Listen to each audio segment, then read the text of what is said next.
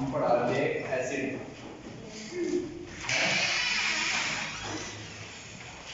अब एसिड क्या होता है ये तो बता था मैं आपको, बता था ना। आज हम कल फिर मैंने बता दिया एसिड की कुछ प्रॉपर्टी बताई थी, याद है ना? कौन कौन सी बताई थी? Sir, they are corrosive in nature. Sir, they give hydrogen ions in aqueous solution. हाँ। They are poor in taste. हाँ। Acid mix in water. ठीक है। और क्या बता था? Sir, conduct electricity in solution. बिल्कुल। Sir, they blend two litmus fluoride. हाँ बिल्कुल। और ये तो बताई थी। आगे इसके अलावा कुछ और भी बताई थी। तो पहली प्रॉपर्टी क्या बताई? जब लिटमस को ऐड कर देते हैं और इलेक्ट्रिसिटी को कंडक्ट करना है, फ्लूइड में एक्वस में, समझ गए?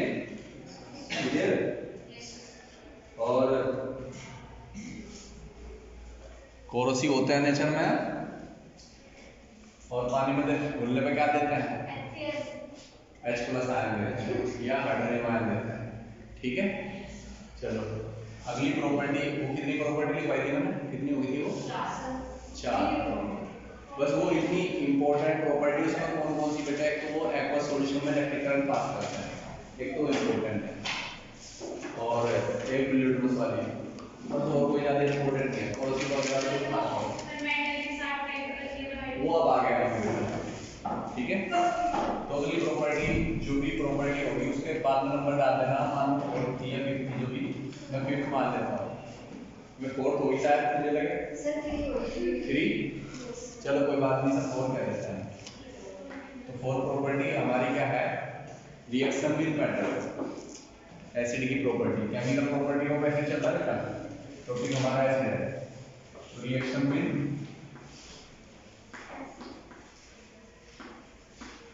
Acid, sorry metal.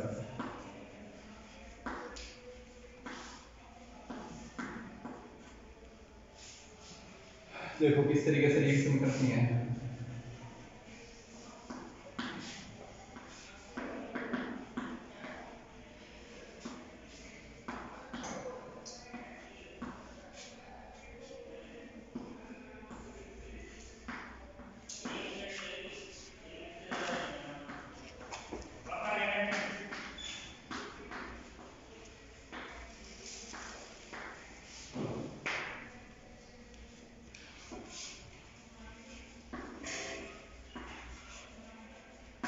ठीक है, क्या लिखा मैंने? When reactive metals react with dilute acid, क्या बनाती हैं वो? Home salt and hydrogen gas. जो भी आप मेटल लेंगे उसका साल्ट बनाएंगे और दूसरा क्या निकालेंगे? Hydrogen gas. ठीक है, तो ये तो लैंग्वेज है हमारी। देखो क्या लिखूंगा? मेटल, हम बोले तो मेटल, जैसे लिखूंगा मेटल प्लस डाइल्यूट एसिड, यहाँ क्या बनेगा हमारा? मेटल साल्ट और प्लस हाइड्रोजन गैस। ठीक है, देखो मेटल में मैंने कहा लिखा रिएक्टिव मेटल, है ना? अब रिएक्टिव से मींस क्या होता है? Those metal which are more reactive than hydrogen, है ना? यहाँ लिख दूंगा नोट में, those metals reactive more than hydrogen. सही है, जो हाइड्रोजन से ज्यादा रिएक्टिव है उनकी बात हो रही है। किनकी बात हो रही है? जो हाइड्रोजन से ज्यादा रिएक्टिव है। ठीक है, तो देखो आप मेटल में जैसे मैंने सोडियम लिया, इसकी रिएक्शन मैंने HCl से करा दी, क्या बनेगा यहाँ पे? NaCl, मेटल का साल्ट बन गया और प्लस हाइड्रोजन। बैलेंस हम बाद में कर सकते हैं, कोई दिक्कत नहीं इसकी। 2 क्लोरीन के आते 2 यहाँ पे और 2 यहाँ पे, बैलेंस भी होगी।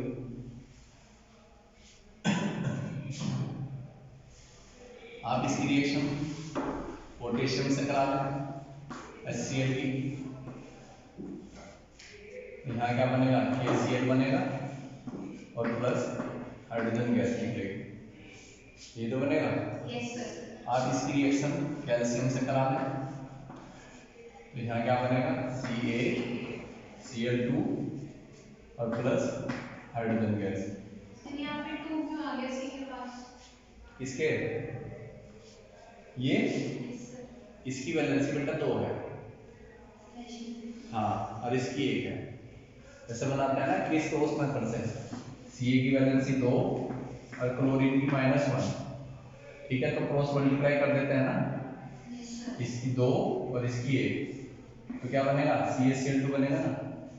एक तो तरीका है, पोटेशियम की वैलेंसी 1 होती है, पोटेशियम की 1 होती है, सोडियम की 1, पोटेशियम की कितनी 1 और क्लोरीन की 1 -1 और ये +1, तो 1 और यहाँ भी 1, क्या बनेगा CaCl बनेगा, KCl बनेगा ना, पोटेशियम क्लोराइड।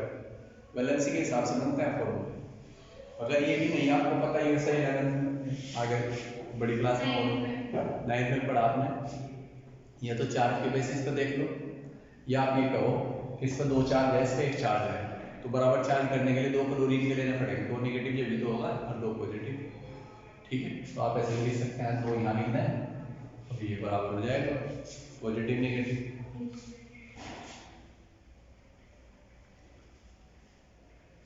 आगे समझ में? चलो, यहाँ CaCl2 बन गया, एल्यूमिनियम के साथ रिएक्शन करा सकते हो आप, जैसे HCl ने रिएक्शन करी इसके साथ, तो क्या बनेगा AlCl3 प्लस हाइड्रोजन गैस। रही बात बैलेंस की, बैलेंस कर लो, यहाँ पे कितने बचे हैं और यहाँ पे कितने 2 एल्यूमिनियम के और यहाँ 3 हाइड्रोजन, बैलेंस हो गई। ये सारी HCl के साथ रिएक्शन है।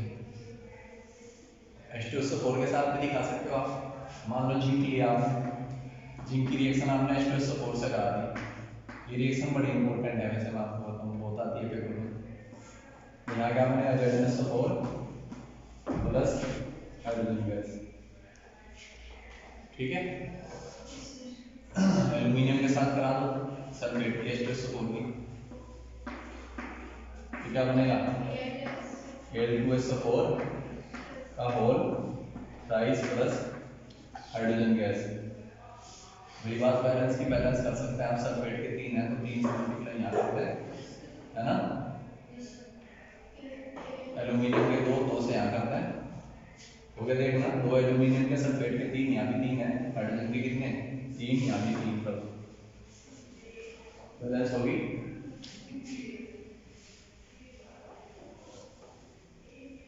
होगी ना। तो ये रिएक्शन अपना आप में, ये वाली रिएक्शन, ये वाली भी ठीक है ना, ये भी, ये इंपॉर्टेंट है रिएक्शन, तो सारी इंपॉर्टेंट है, सारी ऐसी रिएक्शन है।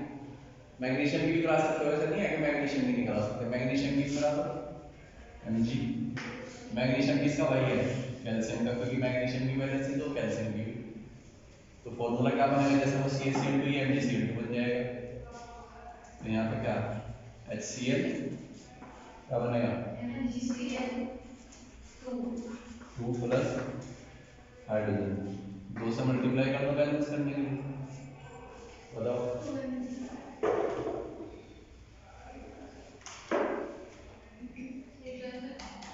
हो गया। दूसरा आप Mg की रिएक्शन और किससे करा सकते हो, सल्फ्यूरिक एसिड से करा लो, जो सल्फ्यूरिक एसिड से नहीं दिखाई, Mg प्लस H2SO4 क्या बनेगा MgSO4 प्लस हाइड्रोजन, और ये एरो लगा देना हम यहाँ पे, एरो का मतलब क्या होता है इवोल्यूशन ऑफ गैस, सारे में हाइड्रोजन गैस निकल ली। तो मैं आपकी जानकारी के लिए बता दूं, पेपर में हाइड्रोजन से बहुत क्वेश्चन आता है, बहुत से मतलब बहुत बार आ चुके हैं। इस तरीके से पूछता है क्वेश्चन, मैं आपको पहचान बता दूँ, आप एकदम एक नंबर का क्वेश्चन तो ऐसे ही करते हैं अगर किसी को कुछ भी नहीं आता। क्या है करके दिस रिएक्ट दिस इस तरीके से रिएक्शन करते हैं, ये बनाते हैं और एक गैस भी निकलती है और वो पॉप साउंड की तरह आवाज करती है। कैसी आवाज करती है? Pop sound. ठीक है, अगर ये वर्ड आ जाए लिखा हुआ पॉप साउंड क्वेश्चन में, तो फिर बाद में क्या पूछता है क्वेश्चन में, नेम द गैस। तो आप क्या लिखेंगे? आंख बंद करके लिख देंगे। जब ये कहेगा तो उसके गैस का नाम लिखो, एक नंबर आपका हो गया। पेपर में बहुत बार आ चुका है बोर्ड के एग्जाम में। जहाँ पॉप साउंड का जिक्र आ जाए ना, ये किस साउंड में निकलती है? Pop sound. जहाँ ये वर्ड आ जाए लिखा हो तो आपको कौन सी गैस लिखनी है? कौन सी गैस लिखनी है? हाइड्रोजन लिखनी है। ठीक है, समझ ले बात को? क्लियर? तो आपको एक प्रॉपर्टी बताई जो बोर्ड के पॉइंट ऑफ व्यू से इम्पोर्टेंट है, एक अच्छी खासी इम्पोर्टेंट है। ठीक है, किसके साथ रिएक्शन? एसिडिक रिएक्शन मेटल्स के साथ। क्या पहचान बताई? ये साल्ट और भाई मान लो अगर क्लोरीन है यहाँ पे तो क्लोरीन का साल्ट बनेगा, और यहाँ सल्फेट है तो सल्फेट का साल्ट बनेगा, SO4 वाला। ठीक है, समझ गए? क्लियर? एक चीज मैं आपको बताऊं, HNO3 यहाँ रिएक्शन नहीं करता। जो HNO3 होता है ना, वो हाइड्रोजन गैस नहीं निकालता मेटल के साथ रिएक्शन करके। इसका रीजन ये है क्योंकि हाइड्रोजन जो ये HNO3 जो होता है वो ऑक्सीडाइजिंग प्रॉपर्टी शो करता है, और जब वो ऑक्सीडाइजिंग प्रॉपर्टी शो करता है, जो हाइड्रोजन यहाँ बनती है ना, जो हाइड्रोजन यहाँ बनती है ना, और जो ऑक्सीजन उसमें निकलती है, ये पानी बना लेते हैं। क्या बना लेते हैं? हाँ, मेटल हाइड्रोक्साइड। नहीं, पानी। सर मेटल हाइड्रोक्साइड भी तो बनाते हैं एसिड के साथ, वाटर। हाँ वाटर, वो तो अलग चीज होगी बेटा, वो अलग प्रॉपर्टी है, वो नहीं पढ़ा। तो यहाँ लिखेंगे हम नोट में HNO3 does not give H2 gas when it reacts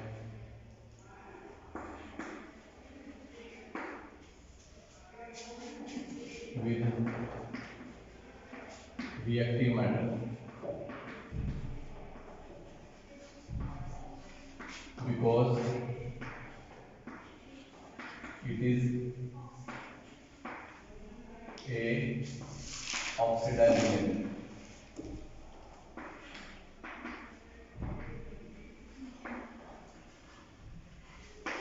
कैसा होता है? ऑक्सीडाइजिंग एजेंट होता है। ठीक है, कैसा होता है? क्लियर? समझ रहे हो मेरी बात? तो इसलिए क्या करता है, ये ऑक्सीडाइजिंग एजेंट होता है, और जो यहाँ से ऑक्सीजन निकलती है ना, उसके साथ ये पानी बना लेता है, और नाइट्रोजन के बहुत सारे ऑक्साइड बनाता है। ये प्रॉपर्टी आपके सिलेबस में नहीं है, वैसे मैं आपको बताऊँ, बस आप इतना ही लिखें। क्या लिखेंगे? Why HNO3 does not give hydrogen when they react with, या it react with reactive metal। यानी कि HNO3 हाइड्रोजन गैस क्यों नहीं निकालता? तो क्या answer लिखोगा? HNO3 does not give hydrogen gas when it react with reactive metal। reactive metal आपको बताया देना जो हाइड्रोजन से ज्यादा रिएक्टिव होती है, because it is a oxidizing agent. और कौन सा स्ट्रॉन्ग ऑक्सीडाइजिंग एजेंट है? ऑक्सीजन सप्लाई कर रहा है, और जब ऑक्सीजन सप्लाई करता है तो जो ऑक्सीजन यहाँ से निकलती है, वहां से हाइड्रोजन निकलती है, तो क्या बना लेते हैं? पानी, वाटर बना लेते हैं। तो इसलिए क्या करता है, जब उसके साथ रिएक्शन करता है ना, इसके साथ रिएक्टिव मेटल के साथ, इसके से तो हाइड्रोजन गैस नहीं निकलने देते। क्लियर हो गया इतना? तो इन नोट में कोई कंफ्यूजन इसमें? कर लिया नोट? कर लिया ना नोट? हाँ, साथ साथ करते रहा।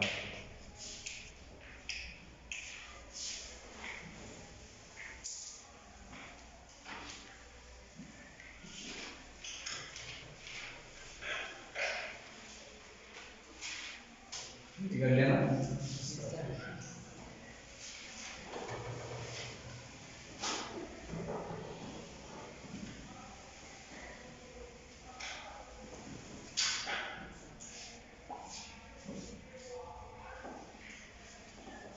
अगली प्रॉपर्टी जो एसिड और बेस में दोनों कॉमन है बेटा।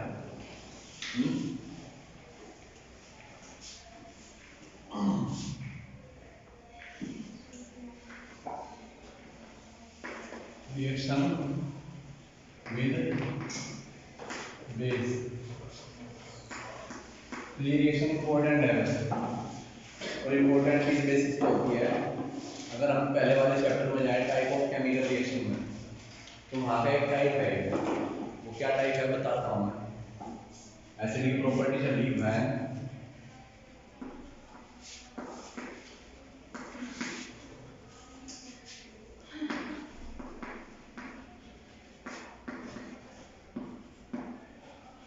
एसिड रिएक्ट विद बेस क्या बनाता है?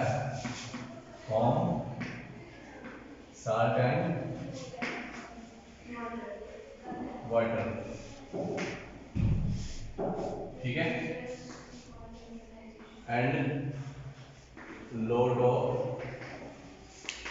Amount of heat released during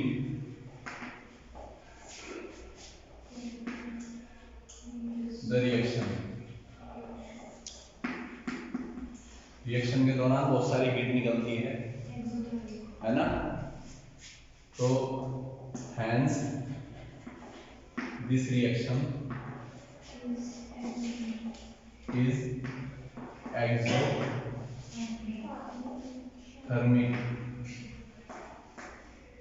है ना? एक्सोथर्मिक रिएक्शन होती है। तो देखो पी रिएक्ट चलाएंगे, शिकार कहीं करेंगे हम यहाँ पे। यो एसिड बेस की केमिकल प्रॉपर्टी भी होगी और ये एक्सोथर्मिक रिएक्शन का भी एग्जांपल हो जाएगा।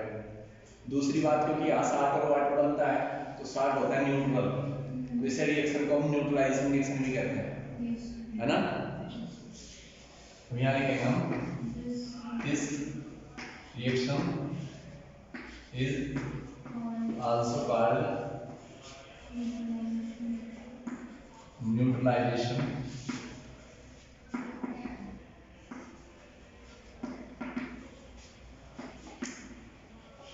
रिएक्शन। न्यूट्रलाइजेशन रिएक्शन कहते हैं सबसे।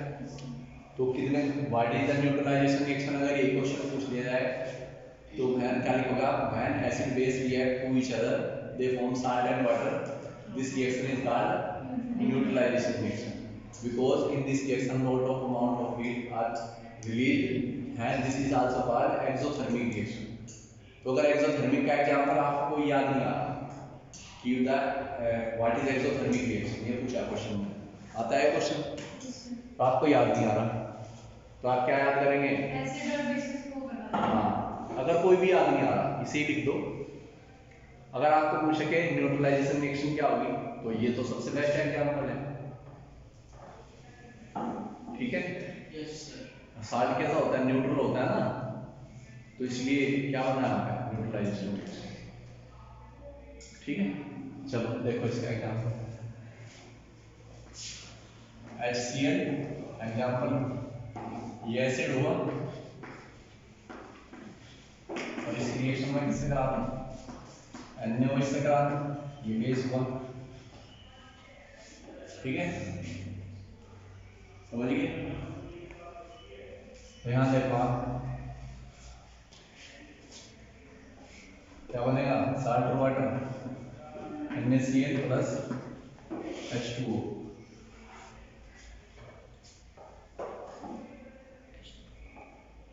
हो गया क्लियर? यस। कोई कंफ्यूजन नहीं आता है? बताओ, है कोई कन्फ्यूजन? समझ में आ रही है बात? तो ये क्या हमारा 60 और ये क्या हमारा? अच्छा, एक चीज भूल गया हम यहाँ पे, क्या? हीट। और जब हीट निकलेगी तो जिस बर्तन में रिएक्शन होगी, जिस कंटेनर में रिएक्शन होगी, उसे क्या कर देगी? गर्म कर देगी। ठीक है। अगर आपको ये भी एग्जाम्पल याद ना था, फिर कैसे लिखेंगे एक्सोथर्मिक रिएक्शन का एग्जाम्पल? कली तो देखी होगी आपने, कली चूना, कली चूना है। एक्सोथर्मिक का वैसे एग्जाम्पल बता रहा मैं, उसका फॉर्मूला होता है CaO, इसे बोलते हैं क्विक लाइन, यानी कि बिना बुझा हुआ चूना। अब जैसे इसमें पानी डाल देते हैं तो इसके क्या होती है, मतलब ये गर्म हो जाती है। ठंडा पानी डाला तो CaOH का OH, बड़ी इंपॉर्टेंट रिएक्शन है ये, है ना? बड़ी इंपॉर्टेंट रिएक्शन है, बोर्ड के एग्जाम के पॉइंट ऑफ व्यू से भी और वैसे भी रियल लाइफ के पॉइंट ऑफ व्यू से भी। ठीक है। हाँ, बहुत सारे क्वेश्चन है, सही करें बेटा आप। ठीक है। तो यहाँ पे क्या बना? कैल्शियम हाइड्रोक्साइड और हीट। इसका एग्जाम्पल हुआ है।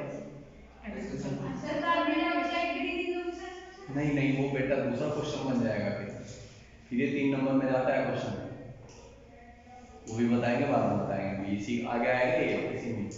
ये तो मैंने वैसे ही बता दिया।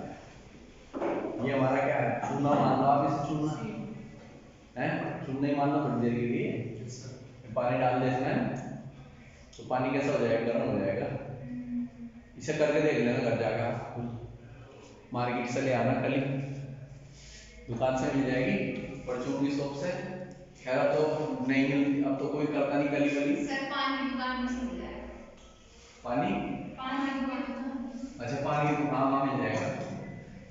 पहले टाइम में क्या था कि लोग बाग अपने घरों को सजाने के लिए कली करते थे, उसके ऊपर ऐसी सफेद सी होती है, ये वाली सफेद जो, हाँ पुट्टी वगैरह इनमें डलता है थोड़ा थोड़ा अमाउंट इनका सबका। ठीक है। पुट्टी तो पुट्टी बनती है वैसे कैल्शियम सल्फेट, हाँ POP, कैल्शियम सल्फेट की बनती है। कैल्शियम तो उसमें भी होता है, कैल्शियम का कलर सफेद होता है, तो जितनी सफेद चीजें हैं सब में कैल्शियम है, तो खाया करो आप कैल्शियम की चीजें। ठीक है, मजबूत रहोगे, जरूरी भी है। ठीक है। आज के टाइम में इन चीजों की बहुत कमी हो रही है, तो कमजोरी आ रही है इंसान के अंदर। दूध पीना कम कर दिया, चाय पीनी शुरू कर दी। ठीक है। केले खाओ, दूध पियो, जो जितनी भी सफेद चीजें हैं वो खाओ, ताकि कैल्शियम की कमी पूरी हो जाए। ठीक है। हड्डियों को कैल्शियम से चलाना होता है ना, ये जरूरी है ये। अगर हड्डियां कमजोर होगी तो कैल्शियम की कमी होगी ना, या फास्फोरस की कमी होगी। जो हड्डी बनी होती है ना, वो कैल्शियम होता है, उसमें फास्फोरस होता है।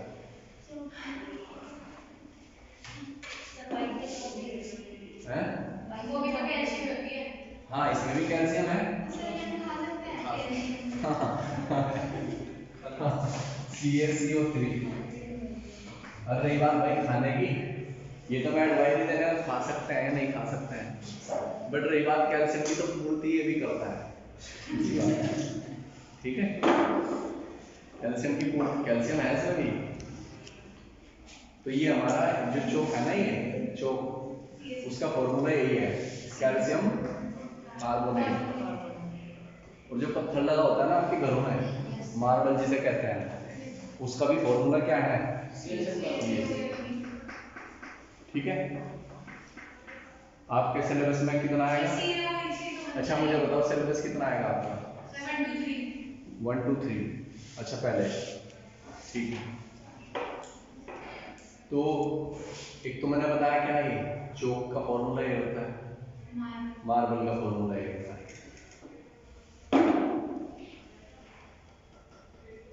तो ये तो क्विक लाइन हुआ, और ये कौन सा? अच्छा अच्छा, ये इसकी कंपोजिशन पर डिपेंड करता है। अब आप कहेंगे डायमंड तो इतना हार्ड होता है, ग्रेफाइट क्या होता है? नरम होता है, समझिए। और कोयला है, कोयला तो कार्बन ही है, ग्रेफाइट भी कार्बन है, लैम्प ब्लैक भी कार्बन है, डायमंड हार्ड है सारे कार्बन है। क्या? सर मैं पूछ रही हूँ सबका एक फॉर्मूला होता है क्या? हाँ, एक ही तरीके से दिखाते हैं। डायमंड को भी सी से दिखाते हैं और कार्बन को भी सी से, उसे ग्रेफाइट को भी सी से दिखाते हैं। हाँ, रही बात इनकी कंपोजिशन अलग होती है, वही बताया ना मैंने आपको, कोई हार्ड होता है कोई सॉफ्ट होता है। ठीक है, रीजन है उसकी कंपोजिशन का। तो ये समझ में आया आपको? दूसरी आप लिख लेंगे, आपको रिएक्शन लिख सकते हैं आप। H2SO4 ले लें, NaOH ले लें, NaOH के बजाय KOH भी ले सकते हैं। क्या बनेगा? Na2SO4 और प्लस H2O। ये बात बैलेंस की, 2 से मल्टीप्लाई करते हैं, मैं समझता हूँ बैलेंस है। समझ गए? क्लियर हो गया इतना? ठीक है।